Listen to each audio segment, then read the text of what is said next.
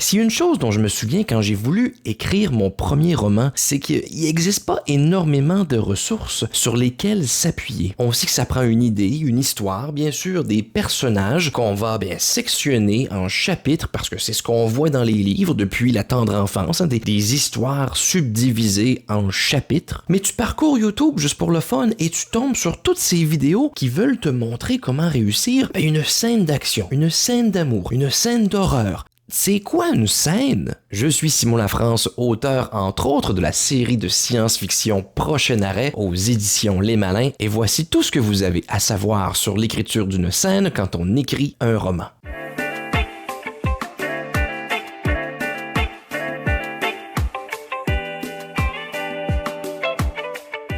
Juste avant de commencer, permettez-moi bien sûr de vous inviter à vous abonner à la chaîne, à commenter, à aimer les vidéos qui vous parlent. C'est tout nouveau pour moi cette chaîne YouTube et vous le savez, tout signe de vie va faire une grosse différence dans la continuation de la chaîne. Sur ce, maintenant, commençons la vidéo. Mon premier truc pour une scène réussie consiste à connaître la différence entre un chapitre et une scène. Dans une histoire traditionnelle en 3 actes, on en parlera un autre jour. Il n'est pas rare de voir par exemple un acte 1 où on place les pions être subdivisés en 3 ou 4 chapitres, des séquences thématiques qui elles-mêmes regroupent une collection de petites scènes entrecoupées par des passages transitifs, puis peut-être des monologues aussi introspectifs, pourquoi pas. Les scènes, elles, il faut les voir comme les moments en temps réel de votre histoire. Comme si chaque fois que le narrateur se met à décrire le temps qui passe, il avance le film de votre histoire en accéléré. Les monologues intérieurs, eux, plus dans la réflexion,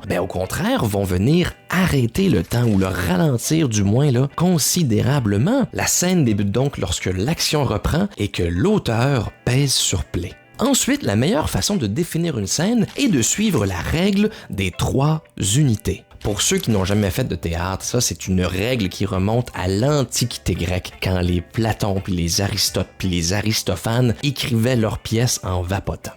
Pour eux, une scène se résumait à ceci: une unité de temps, une unité de lieu et une unité d'action. Le concept était à ce point strict que du moment où un nouveau personnage se joignait aux autres, déjà en jeu, techniquement, si vous lisez ces pièces-là, on termine la scène et on en débute une nouvelle. Évidemment, les choses ont beaucoup évolué depuis le temps. Vous pouvez très bien avoir une scène dans Mission Impossible où Tom Cruise va courir à travers toute l'Europe et ça demeure une seule scène de poursuite. Pas 28. Mais comprenez-vous l'essentiel? Ceci étant dit, il devient très important de structurer vos scènes comme s'il s'agissait d'une histoire à part entière. Par là, je veux dire d'aller revoir à ma vidéo du schéma narratif et de vous en servir pour structurer chacune de vos scènes avec une situation initiale qui établit les enjeux du moment, une phase de conflit qui empêche le personnage en question d'obtenir ce qu'il veut, puis finalement une phase de résolution. Attention par contre, qui dit conflit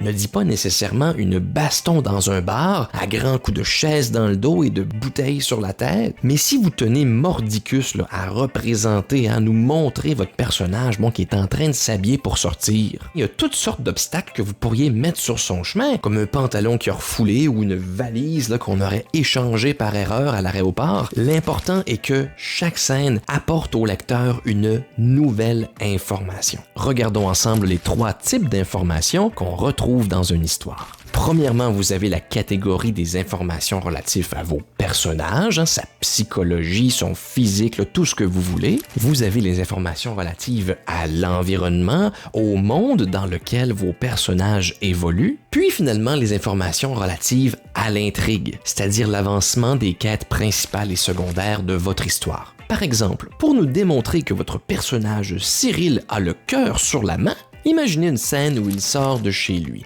Il rencontre un mendiant dans l'abribus. Est-ce qu'il lui donne de la nourriture ou choisit de passer son chemin sans même le regarder? Eh bien, cette décision que va prendre Cyril va nous en révéler beaucoup sur sa personnalité, mais aussi sur son environnement. Par cette seule scène, vous venez de me confirmer que Cyril est généreux. Et c'est tant mieux parce que, apparemment, il réside dans un quartier urbain qui est desservi par le transport en commun et qui accueille un lot de personnes sans abri. Avant de vous quitter, mon 5e et dernier truc pour réussir une scène est de couper dans le gras. Oui, je vous ai dit aujourd'hui de débuter chaque scène avec un petit préambule là, d'exposition pour bien comprendre où on est et de la finir avec une résolution satisfaisante. Mais en vérité, une scène sera toujours plus efficace quand elle s'ouvre en plein cœur de l'action et qu'elle nous laisse aussi là avec un certain suspense. Imaginez cette même scène avec Cyril et le mendiant, mais qui s'ouvre sans détour sur un dialogue déjà entamé. « Tenez monsieur, c'est tout ce que j'ai », dit-il en lui tendant 2 $.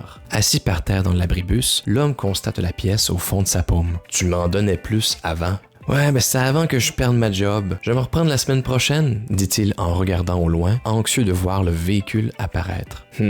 À moins qu'il y ait autre chose que tu puisses faire pour moi. Voyez-vous comment, après 3 ou 4 lignes comme ça, on est déjà investi dans cette mini sous-intrigue là, sortie de nulle part? C'est tout pour moi. J'espère avoir fait œuvre utile et que ces 5 petits trucs là, vous permettront d'amener vos scènes là, au niveau supérieur. Entre-temps, je suis curieux. Avez-vous déjà lu, vous, une scène qui, après quelques chapitres, là, vous est vraiment engagé dans votre lecture et qui vous est marqué là, jusqu'à ce jour? Dites-moi en plus en commentaire et on se retrouve pour un prochain truc d'auteur.